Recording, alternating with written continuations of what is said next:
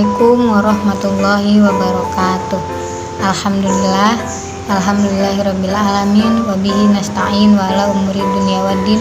Wassalatu wassalamu ala asrofil anbiya'i wal mursalin wa ala alihi wa sahbihi ajmain, amma ba'd.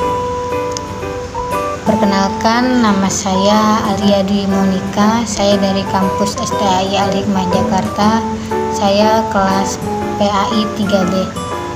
Di mana saya pada kesempatan kali ini ingin menjelaskan tentang mata kuliah saya yang berjudulkan Pendekatan Studi Islam. Islam ini sendiri adalah agama yang merupakan pemeluk agama terbanyak di dunia dan juga tidak asing lagi untuk kita dengar di kalangan umum. Ya, yang bisa disebut Islamic Studies atau sejarah Islam, merupakan sebuah ilmu yang cukup tua yang seumuran dengan munculnya agama Islam itu sendiri. Islamisasi itu ilmu yang berupaya memberikan landasan paradigma Islam bagi ilmu-ilmu sekuler atau studi Islam klasik yang bersifat kritis namun masih berorientasi pada pengamalan. Dan pendekatan yang dilakukan oleh Islam ini sendiri pun beragam, mulai dari pendekatan hermeneutika, pendekatan sejarah, pendekatan studi kasus, pendekatan gender, perspektif peraturan perundang-undangan, dan perspektif basis filosofis. Sebagai objek studi, Islam harus didekati dari berbagai aspeknya dengan menggunakan multidisiplin ilmu pengetahuan untuk mengurangi fenomena agama ini. Dan salah satu caranya adalah seperti pendekatan yang ada di atas tersebut. Namun, ada juga pendekatan semiotika dalam studi Islam. Ada dua hal yang menggarisbawahi semiotika filosofis Umberto Eco. Yang pertama itu adalah proses semiosis yang menjadi landasan dari cara kerja semiotika, sehingga tanpa proses semiosis, semiotika tidak akan pernah ada. Semiosis menjadi dasar semiotika karena dapat menuntun para pembaca tanda untuk menemukan sebuah arah kebenaran yang lebih rasional. Yang kedua adalah unit-unit kultural yang menjadi landasan kerja dari proses semiosis. Islam telah menjadi kajian yang menarik minat banyak kalangan. Studi keislaman pun semakin berkembang. Islam tidak lagi dipahami hanya dalam pengertian historis dan doktriner, tapi telah menjadi fenomena yang kompleks. Islam tidak hanya terdiri dari rangkaian petunjuk formal tentang bagaimana seorang individu harus memaknai kehidupannya. Islam telah menjadi sebuah sistem budaya, peradaban, komunitas politik, ekonomi, dan bagian sah dari perkembangan dunia. Mengkaji dan mendekati Islam tidak lagi mungkin hanya dari satu aspek. Karenanya dibutuhkan metode dan pendekatan interdisipliner seperti yang tadi saya jelaskan di atas. Kajian agama termasuk Islam seperti disebutkan di atas dilakukan oleh sarjana barat dengan menggunakan ilmu-ilmu sosial dan humanitis, sehingga muncul sejarah agama, psikologi agama, sosiologi agama, antropologi agama, dan lain-lainnya. Sarjana barat itu termasuk salah satu yang mengkaji ilmu Islam. Sebenarnya telah lebih dahulu dan lebih lama melakukan kajian terhadap fenomena Islam dari berbagai aspek yang tadi saya sebutkan.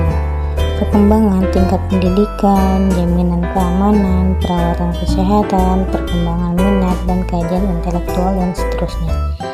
Sementara itu, agama atau keagamaan sebagai sistem kepercayaan dalam Islam di kehidupan umat manusia dapat dikaji melalui berbagai sudut pandang. Islam khususnya sebagai agama yang telah berkembang selama 14 abad lebih menyimpan banyak masalah yang perlu diteliti, baik itu menyangkut ajaran dan pemikiran keagamaan maupun realitas sosial, politik, ekonomi, dan budaya. Perbedaan dalam melihat Islam yang demikian itu dapat menimbulkan perbedaan dalam menjelaskan Islam itu sendiri. Ketika Islam dilihat dari sudut normatif, maka Islam merupakan agama yang di dalamnya berisi ajaran Tuhan yang berkaitan dengan urusan akidah dan muamalah. Sedangkan ketika Islam dilihat dari sudut sejarah atau sebagaimana yang nampak dalam masyarakat, maka Islam tampil sebagai sebuah disiplin ilmu atau Islamic Studies. Selanjutnya, studi Islam sebagaimana yang dikemukakan di atas berbeda pula dengan apa yang disebut sebagai sains Islam. Sains Islam sebagaimana yang dikemukakan oleh Sayyid Hussein Nasr adalah sains yang dikembangkan oleh kaum muslimin sejak abad kedua Hijriah, seperti kedokteran, astronomi, dan lain sebagainya. Dengan demikian, sains Islam mencakup berbagai pengetahuan modern yang dibangun atas arahan nilai-nilai Islami. Sementara studi Islam adalah pengetahuan yang dirumuskan dari ajaran Islam yang dipraktekkan dalam sejarah dan kehidupan manusia. Sedangkan pengetahuan agama adalah pengetahuan yang sepenuhnya diambil dari ajaran-ajaran Allah dan Rasul-Nya secara murni tanpa dipengaruhi oleh sejarah, seperti ajaran tentang akidah, ibadah, membaca Al-Quran, dan akhlak. Mungkin hanya segitu yang bisa saya sampaikan mengenai pendekatan studi Islam yang setelah saya pelajari dari Bapak Anies Masyhur.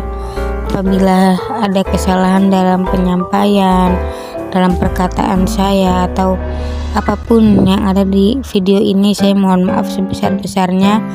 Dan kepada dosen pembimbing saya, Pak Anies Masyhur, terima kasih atas ilmu yang Bapak berikan kepada saya selama 1 semester ini. Semoga ilmu tersebut bisa menjadi ilmu yang berkah, bermanfaat dunia dan akhirat untuk saya pribadi dan juga untuk Bapak dan orang-orang lain nanti yang akan saya ajarkan. Yang lebihnya saya mohon maaf. Wabillahi taufiq wal hidayah. Wassalamualaikum warahmatullahi wabarakatuh. Thanks for watching teman-teman. Bye bye.